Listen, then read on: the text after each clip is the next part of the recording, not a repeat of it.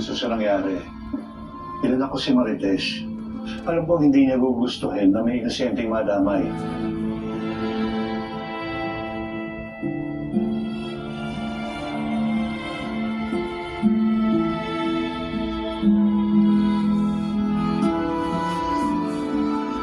Marites, huwag ka nang iyak. May papaliwanag naman natin kay Dugo na wala kang kasalanan, lalo na pag nahimasmasa na siya. Opo, Aling Tess. Nasaksi naman ako sa totoong nangyari. Sa galit na pinirigod. Alam ko, hindi na papabago ang isip niya. Mukha niya papasaktan.